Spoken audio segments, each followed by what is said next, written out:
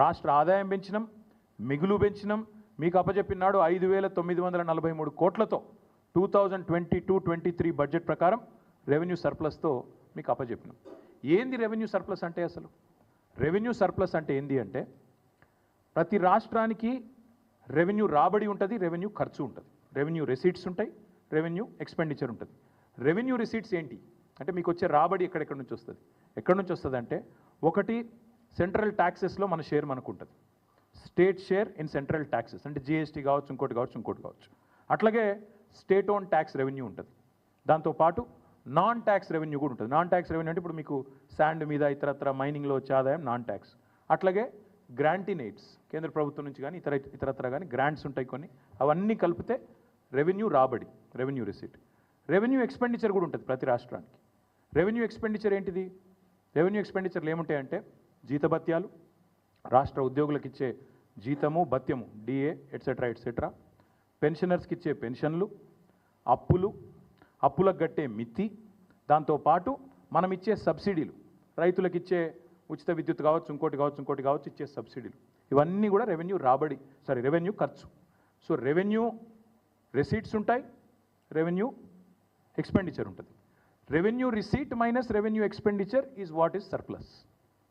అంటే అన్ని ఖర్చులు పోను, జీతాలు ఇవ్వంగా, పెన్షన్లు ఇయ్యంగా, మిత్తి గట్టంగా, అప్పులు గట్టంగా, సబ్సిడీలు ఇయ్యంగా మిగిలి ఉన్నది రెవెన్యూ సర్ప్లస్.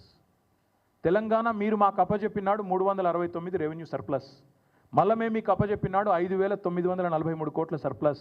మొన్న మీ బట్టి విక్రమార్క పెట్టిన బడ్జెట్లో రెవెన్యూ సర్ప్లస్ ఎంత ఉందని చెప్పినావు నువ్వు? 23-24 బడ్జెట్లో 1,704,89 రూపాయల రెవెన్యూ సర్ప్లస్ ఉందని చెప్పినావు. మళ్ళీ దాన్ని రివైజ్ చేసినావు. 2024-25 బడ్జెట్ ఎస్టిమేట్ ప్రకారం 297 crore సర్ప్లస్ అని చెప్పినావు. సరే పర్వాలేదు. ఎనీవే మళ్ళీ నువ్వేం చెప్తున్నావు? ఫైనల్గా సర్ప్లస్ రాష్ట్రం రెవెన్యూ మిగులు అని చెప్తున్నావు. మేము ఇవాళ ముఖ్యమంత్రిని అడుగుతున్నా, నీకు సిగ్గు లజ్జ ఏమైనా ఉందా? ఇట్లా పచ్చి అబద్ధాలు చెప్పొచ్చా? నాకు నెలకు 4,000 మైనస్ ఉందని అబద్ధాలు చెప్పొచ్చా? అది కూడా చెప్తాను నేను మీకు. రెవెన్యూ సర్ప్లస్ అని నీ ప్రభుత్వమే చెప్తుంది, ఇంకో దిక్కేమో నెలకు 4,000 ఘాటా ఉందని చెప్తావా? ఇట్లా అబద్ధాలు చెప్పొచ్చా ముఖ్యమంత్రి అంటాడు?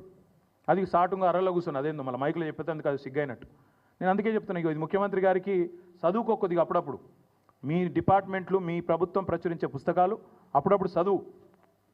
మీ డిపార్ట్మెంట్ చెప్పిన లెక్కల ప్రకారమే, ఫైనాన్స్ డిపార్ట్మెంటు ఆర్బీఐ చెప్పిన లెక్కల ప్రకారం రాష్ట్రానికి రెవెన్యూ రిసీట్ 2024-25 గాను 2,21,242 కోట్లు. అంటే దీన్ని కనుక మీరు 12తో విభజిస్తే, 12 నెలలకు కానీ విభజిస్తే ప్రతి నెల మనకు 18,436 కోట్ల 94 లక్షలు.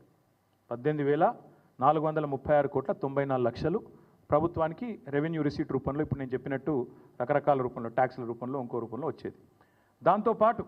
దాంతోపాటు క్యాపిటల్ రిసీట్స్ ఉంటాయి. క్యాపిటల్ రిసీట్స్ అంటే ఏంటి? మనకు ఆల్రెడీ అప్రూవ్ అయిన ఓపెన్ మార్కెట్ లోన్లు ఉంటాయి, ఫ్లోటింగ్ డెట్ ఉంటుంది, దాంతోపాటు కొన్ని డిపాజిట్లు ఉంటాయి. ప్రతి డిపార్ట్మెంట్కి డిపాజిట్స్ ఉంటాయి, ఫిక్స్డ్ డిపాజిట్లు ఎట్సెట్రా. వాటి మీద కొంత కంటింజెన్సీ ఫండ్ ఎట్సెట్రా ఉంటాయి. అది ఒక 69,572 కోట్లు అకార్డింగ్ టు దేర్ రిపోర్ట్. ఇది మళ్ళీ లెక్క తీస్తే 12తోని 5,797 కోట్లు. రెండు కలిపితే నీకు నెల వచ్చే ఆదాయం 18,436 కోట్లు ప్లస్ నీ క్యాపిటల్ రిసీట్ నెలకు ఉండేది 5,797 కోట్లు. మొత్తం రెండు కలిపితే నెలకు రేవంత్ రెడ్డి ప్రభుత్వానికి ఇవాళ అందుబాటులో ఉన్నది 24,234 కోట్లు. అంటే నువ్వు చెప్పినట్టు నెల ఖర్చు పెట్టంగా ఇంకా మిగిలేది ఎంత తెలుసా? నెలకు దగ్గర 1,734 కోట్ల మిగులు ఉంది నెలకు, ఇతర కార్యక్రమాలు చేయడానికి, డెవలప్మెంట్ వర్క్స్ కానీ ఇంకోటి కానీ చేయడానికి.